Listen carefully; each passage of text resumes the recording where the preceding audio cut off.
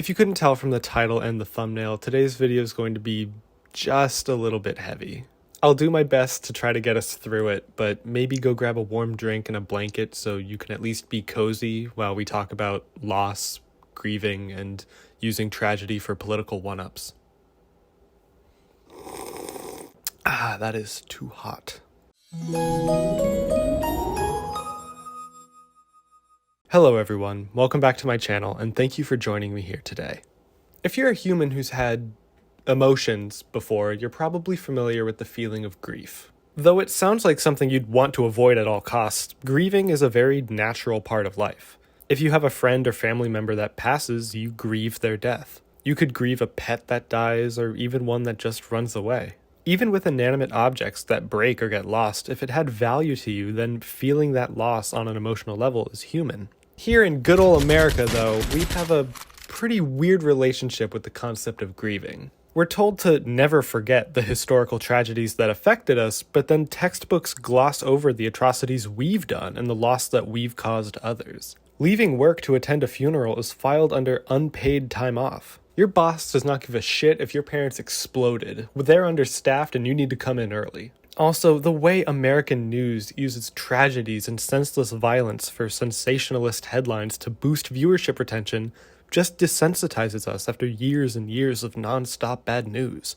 So today we're going to be talking about 3 news stories that touch on grief that I think the internet's response to is a little weird and disjointed. Like, people just aren't responding normally to things online anymore, which is, interesting, but bad. The first one I want to talk about is the conclusion to the Gabby Petito manhunt that the internet just devoured itself over. I spoke briefly on this in a previous video, but things got even worse somehow since then. Yay. Gabby Petito was a small travel influencer that was declared missing after her boyfriend returned home from a trip without her. Her recent social media posts seemed forced, and her family was asking questions, and her boyfriend refused to talk to the police.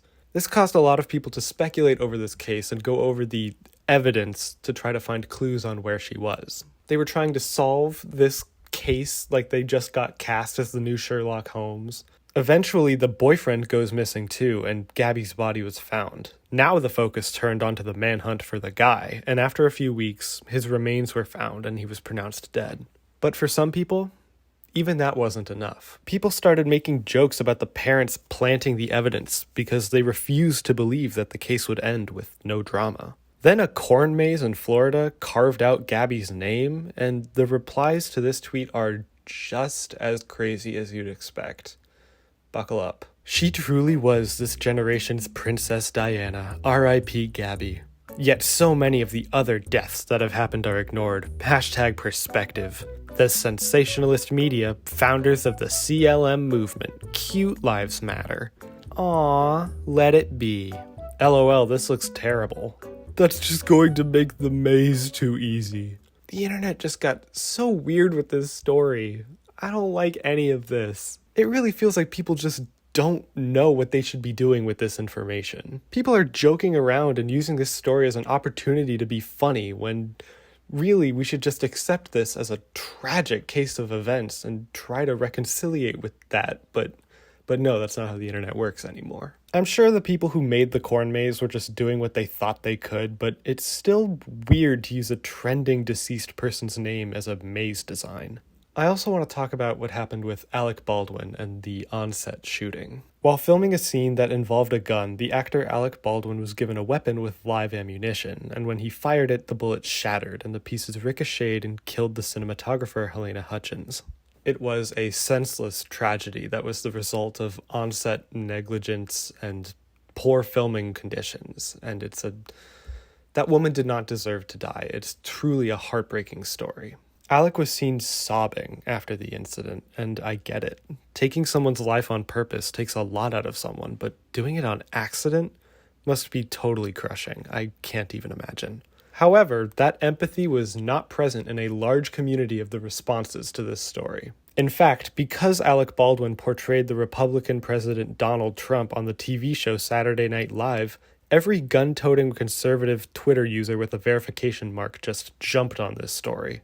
Here we have a Republican representative using out of context tweet from 2014 as a gotcha. Here we have a conservative novelist trying to make a ha-ha funny joke out of this tragedy. And here's our very own Candace Owens, the political commentator, trying to jump onto this story, but this is the second tweet because the first one she made she deleted because it was a lot more insensitive. The hashtag #AlecForPrison was very popular on conservative Twitter, which I think misses the entire problem of the story, where it was poor filming conditions that led to a human woman dying. Even the Trump guy himself had to jump in on this in one of the most bizarre responses I could have imagined. I don't know what America is anymore, but I don't like it. Iceland, can you let me in? An innocent woman is dead from a tragic accident, but these people don't care. This guy made Trump jokes once, so this is the perfect opportunity to use this story as an attack on the other side, because that is how you win politics. All of these people suck. Being opportunistic with this story in order to attack someone who is anti-gun is just sad and sick. If anything, this story proves his point. Gun safety and regulation needs to be upscaled so we avoid more accidental shootings. And finally, I want to touch on the Travis Scott concert tragedy that happened just a few days ago. Before this concert even started, groups of people climbed over the fences to get into this already sold-out venue that Travis was playing in. These inflated numbers of fans all getting together and going hard during the show resulted in crowd crush, where people were literally pushed into each other to the point of passing out, and if you fell down, you couldn't do anything besides be trampled. On top of that, the venue's medic team was wildly underprepared to handle any emergencies, and their small teams were often overrun by audience members who were still partying. 8 people ended up dying because of how poorly this was handled, and even more were injured, and some are even in comas. It's a heartbreaking outcome to an event that should have been fun for these people. And it was completely avoidable. During multiple parts of the concert, people were seen pleading with Travis and the concert team to stop the show, even just pause the song, but they're shooed away. In one harrowing clip, we can see people carrying a body of an unconscious person while Travis continues to sing in auto-tune, just staring at it happen. Which just has a little extra weight to it, knowing that Travis has stopped concerts before for a lot less. After this horrific accident, as you can guess, the response was just baffling. Christian moms are saying that because the rap music genre is demonic, that these 8 people must have been sacrificed. It's also connected to an anti-vax theory, but I do not have the patience. People also started making memes about this tragedy immediately, and I accept that the internet is going to make memes out of every news story, good or bad, eventually, but this was too soon. Like, the loss of life, I don't think was really acknowledged or accepted by a lot of these people.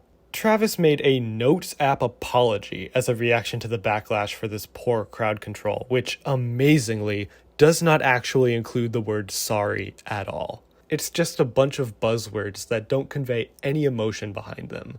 Anybody could have written this. It's a very poor response. And it's not even the only one they did. After that, Travis and his girlfriend Kylie Jenner, yes, that one, made this Instagram story together, and just listen. Travis and I are broken and devastated. My thoughts and prayers, oh my God, are with all who lost their lives, were injured, or affected in any way by yesterday's events. And also for Travis, who I know cares deeply for his fans and the Houston community. I want to make it clear we weren't aware of any fatalities until the news came out after the show, and in no world would have continued filming or performing. I am sending my deepest condolences to all the families during this difficult time, and I will be praying for the healing of everyone who has been impacted. And because comedy comes in threes, Travis put out a third apology that just blew my mind for how insensitive and fake it felt. I'm not even going to play the full thing here because of how widespread it was. You've probably seen it. But even if you haven't, it's just a low-angled, flatly delivered apology video with a lot of forehead rubbing and, again, little to no emotion. I just think that all of these are extremely weird reactions to the loss of human life. I know that death is an uncomfortable conversation and a lot of people don't really know how to talk about it, but memes, political one-ups, and apology videos are not at all the reaction that I think is appropriate. And yes, people respond to grief in different ways, but even some of the people involved in this story, I think, reacted in a little bit of a strange way. Gabby's family all got matching tattoos of her quote and showed it off to the news, which I thought was a weird thing to do in an ongoing case. Alec Baldwin is now calling for police officers to be present on sets that use prop guns, which I think is not the right response and would make on-set gun safety even more needlessly complicated. And Travis Scott's team announced that they were partnering with the therapy company BetterHelp to give 1 free month of online counseling to the families of the victims, which is dystopian to say the least, and fucked up to say the most. I think the point I want to make with this video is that I think grief is personal. I think it's an individual process that is unique to not only the person involved, but to the story it's surrounded in. When we as an audience are asked to grieve on these trending stories, I think a lot of people fall into the regular internet talking points of making memes, using it to justify your politics, or theorizing about what-ifs that would further a story. And I do think the American news cycle is partially to blame for this. We're constantly exposed to horrifying stories of death and tragedy, and the callousness of how casual it's become has affected how we converse about this online with others. There's no set reaction for grief, so it makes sense that these conversations are kind of channeled into these set guidelines. Our online lives are not preset to accommodate deep, challenging emotional feelings like grief or loss. Because again, I think it's an individual course that we have to run through, and it's hard enough to get over that mentally, let alone in a public forum that's shared with others. This is my family cat, Cinnamon. We got her and her brother Kuncan when I was in the 3rd grade, and these cats became my entire life. I spent all my time home with them, non-stop. Then, 2 years ago, Kuncan passed away, and recently we've noticed Cinnamon slowing down as well. She's had a few health scares, and her fur is turning gray, and the family is starting to acknowledge that she may be in the twilight years of her life. Now, I've adjusted to this by affectionately calling her a grandma. She had a really bad eye twitch that started a week ago, and we have to give her eye drops now, so I've started asking her if she's a Twitch streamer. And when she accidentally pees on a blanket, I joke to my parents that we'll always have the smell to remember her by when she's gone. And I don't make these jokes because I hate her, or I think her passing would be funny.